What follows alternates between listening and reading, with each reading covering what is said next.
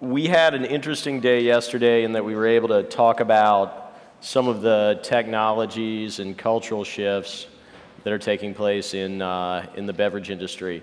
And now we're going to pivot a little bit, just a little bit, and talk about strategic applications of both basic branding principles and also the way these technologies are being incorporated in the marketplace. So it's not so much on brand development as what you can do with a brand, how you can make it work in the marketplace. To start that off, we have the founder of Zola Chris Cuvelier, who's here to talk about his brand and the way that he discovered it could become not just a brand, but a branding platform. Zola was originally focused on bringing acai berry-based products to the American consumer. But in the past 3 years, it's taken several different innovation paths.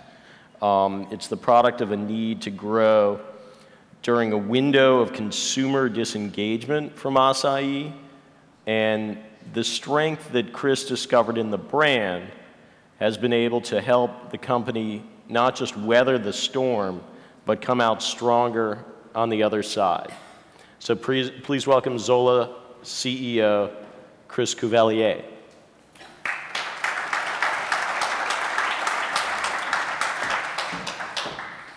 Thanks, Jeff. Go get him. Good morning, everyone. Well, what a rousing video when we walked in with all that music to those beverage montages. Makes the beverage industry seem very, very exciting. My name's Chris Cuvelier. I'm the founder and CEO of Zola Fruits of the World. And when Jeff asked me to speak about extending our product lines, I was pretty excited to tell our story. Zola's been growing very rapidly. We now have 21 people in the company. We've hit profitability, which was a big milestone for us. No applause on profitability? It's here for profits, huh? We did that by expanding into some new product categories. And in doing that, our brand and our strategy really had to evolve. So today I'm going to talk a little bit about Broaden the Brand and what we did to create a platform for growth. So people have been coming up to us quite a bit recently and saying, wow, I see Zola everywhere. And you guys seem like you exploded out of nowhere. How long have you guys been around? 3 or 4 years? So my first response is I laugh. And my second response is, yes, Zola is the 12-year overnight instant success. We've seen a lot of success here in recent years, but it wasn't always that easy. And I think the thing about us entrepreneurs is we tend to tinker with things until we get it right. 2 big things that us entrepreneurs have is 1, we have passion about our products, and 2, there's a lot at stake. We're not willing to throw in the towel very easily, and Zola certainly fits into that category.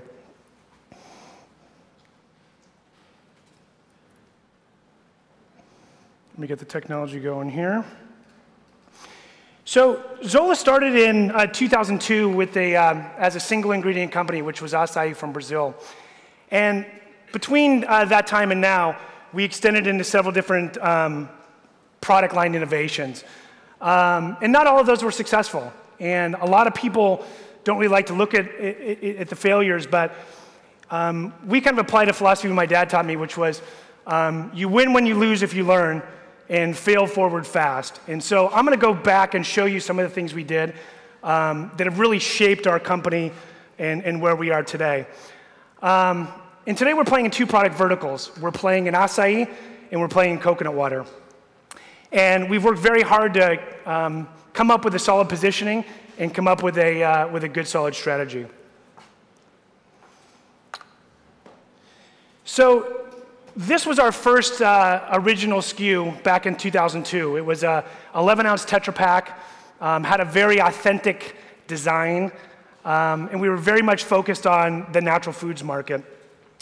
The tagline at the time was Brazilian berry power juice. The company was started with 3 partners. It was originally run out of Southern California. We raised $650,000 in investor funds through family, through friends, through some angel investors, and started the company and did the typical bootstrapping.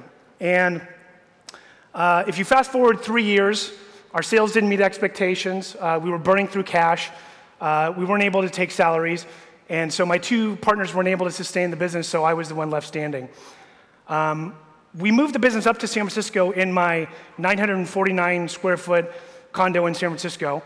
It was a 2-bedroom, 1-bath, and we ran it out of our second, I'll call it a bedroom. It was an 8x10 room that resembled more of a closet than a bedroom, and that was Zola headquarters for quite some time. I was doing sales, my wife was doing the books and some of the operations, and we almost threw in the towel several different times. It was pretty tough, but the thing about us is we loved acai. We knew that eventually the market was going to catch up and people were going to see what we saw with acai. And so we took it out to the streets and we sampled it everywhere we could. If there was an event where we could sample for free, a Komen walk, a triathlon, anywhere healthy activity was going on, we were there pouring shots of Zola. And that started to expand our distribution. And by default, we were just in Northern California.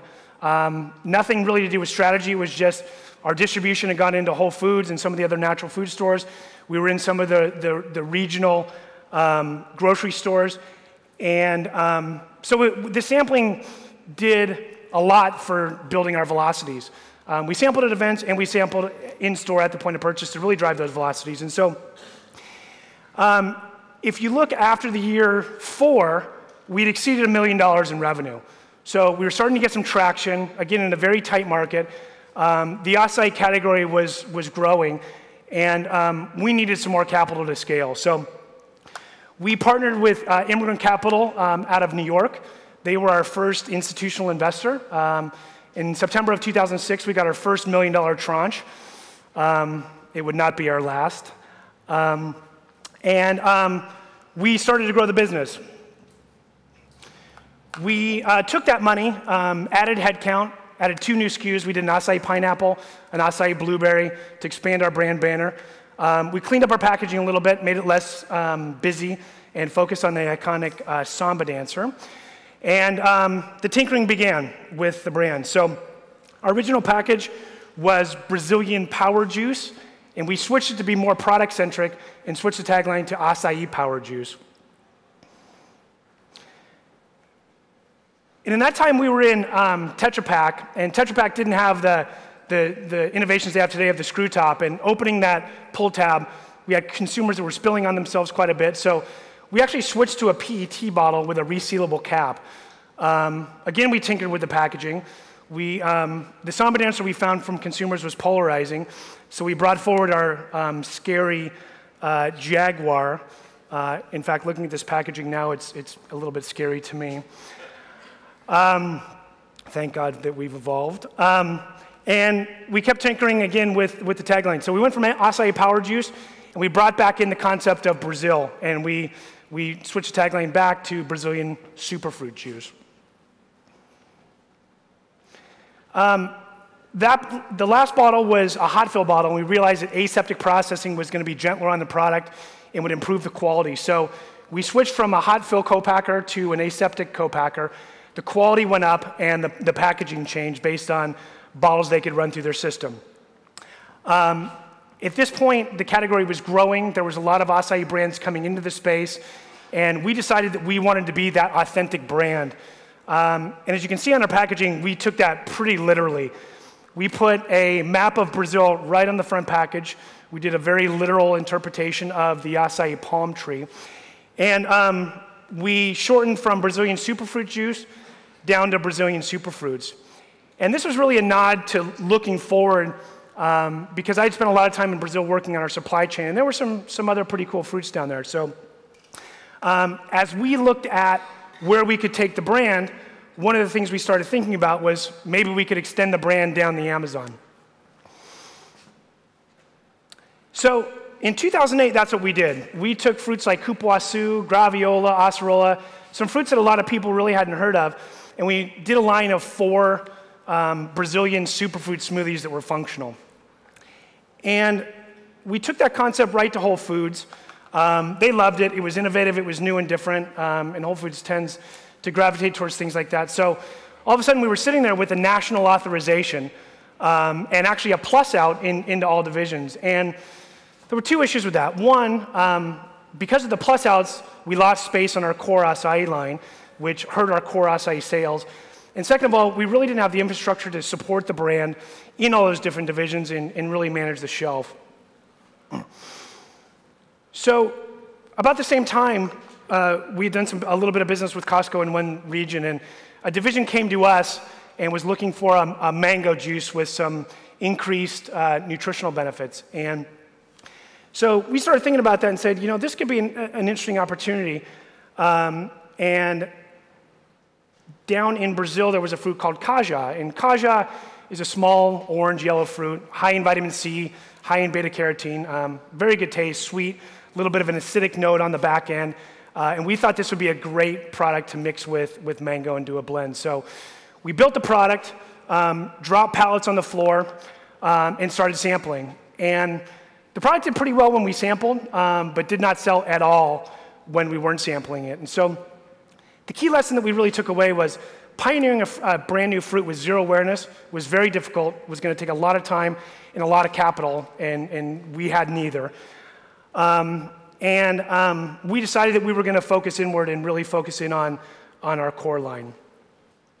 So we took the packaging format that we've been developing for caja fruit, which was really trying to increase our appetite appeal, and we applied that to our acai line. We launched the new packaging nationally, and when we switched that packaging out, we instantly saw an increase in sales. During that time, the acai category had started to change a little bit. Since 2002, we had seen growth in all channels. And in 2010, we saw our first decline in total US food. So although there were still channels that were doing well with acai, one of the channels in the mainstream market did see a decline. And so our goal is we really want to have a path to be a $100 million brand.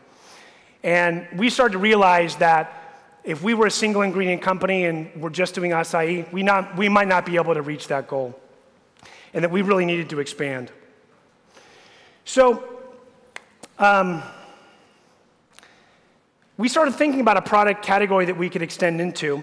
And at this point in our career, we had tried some product lines that had not worked. So we decided we were going to put some filters in place to really run new product development and new product line expansion through. And so number one, we're entrepreneurs at heart, so we need to be passionate about the products. Number two, we wanted to enter into an established and growing category that had consumer acceptance. And then lastly, it really needed to fit in with the Zola brand. So managing the acai supply chain down in Brazil, I was down there quite a bit. And Brazil's pretty hot. And so up in Belém or down in Rio, we drank a lot of coconut water. It was great. It was hydrating and made us feel great during that hot weather. So we already love coconut water, so that box got checked. Obviously, the category at this point was growing. There was a great consumer acceptance out there. Vita Coco, Zico had done a great job taking that whole concept of sports drink and having a natural alternative. And we thought that we could make that fit with the brand. So I jumped on a plane, started looking at various supply chains, and settled on Thailand and Southeast Asia, where we thought the best tasting coconuts came from. So at that point, Zola was really positioned as a Brazilian superfood brand, but we weren't going to source our coconuts from Brazil. So we'd expanded our supply chain beyond Brazil to other parts of the world, so we really needed to change our tagline. So we really changed from a company that sourced only from Brazil to a company that sourced from around the world. So I'm going to show you a quick 2-minute video that can bring this whole brand positioning to life.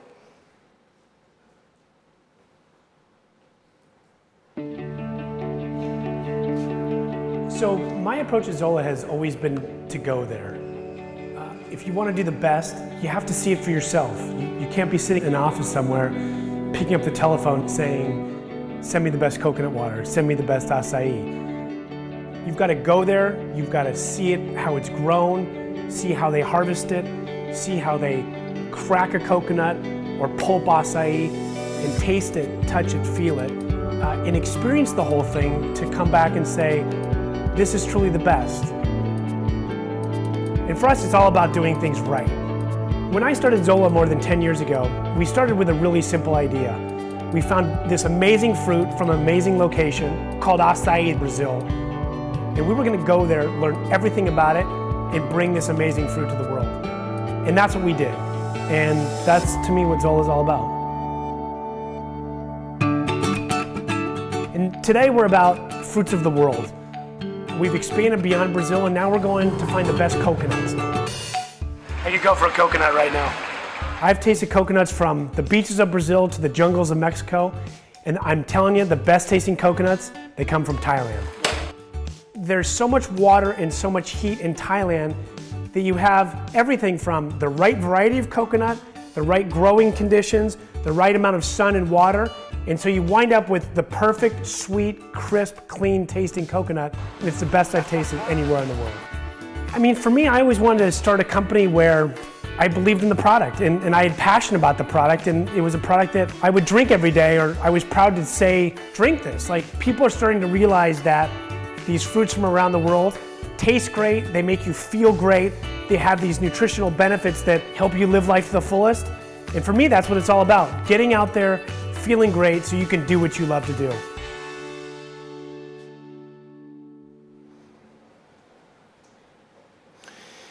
So for us, Fruits of the World is not just a tagline. It really is the way that we've built the brand. And I think a lot of times, bigger companies can get into certain categories and sometimes not be successful. And I believe that there are certain categories where authenticity really matters. And I think that's the space where Zola can play from a strategic standpoint. And so when we looked at, if you look at our brand and you look at it from a product standpoint, we really are playing in two verticals. It's acai and it's coconut water. But with Fruits of the World and from a brand standpoint, what we've actually created is a horizontal platform that we can add on to. So we can add on new fruit concepts in the future. And this allows us to add on new things to drive growth in the future. It gives us flexibility, and it's something we can own. So as we evolved, So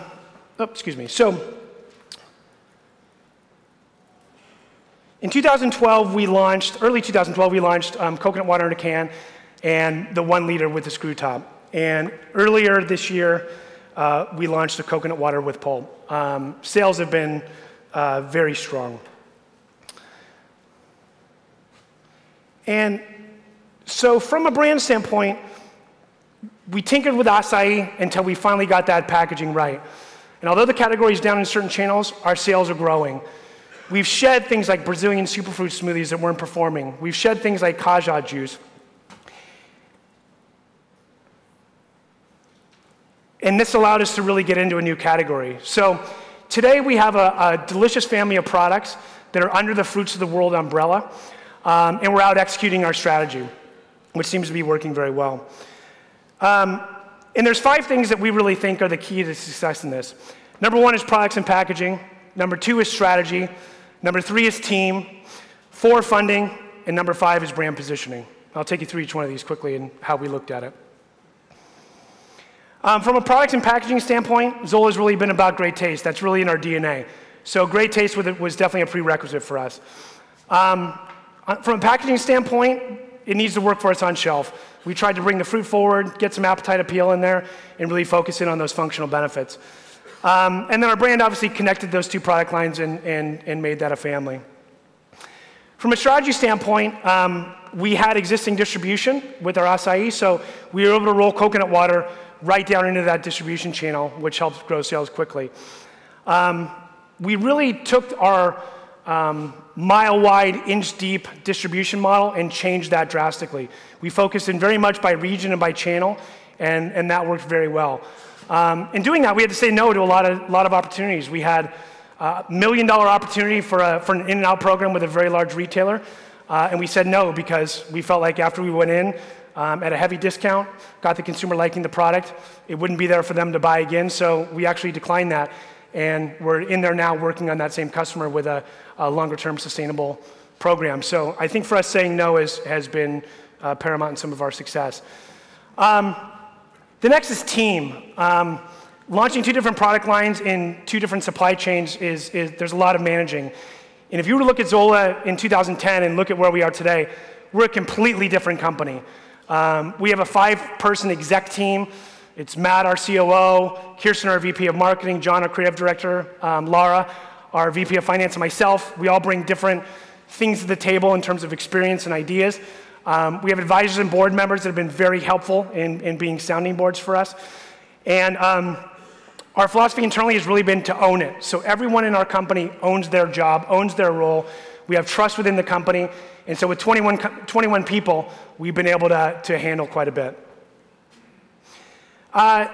Funding was big for us. The board, who consists of myself, an outside advisor, and 3 people from Immigrant Capital, the board directive was to get to profitability, and we did that. And we did that while we were launching coconut water.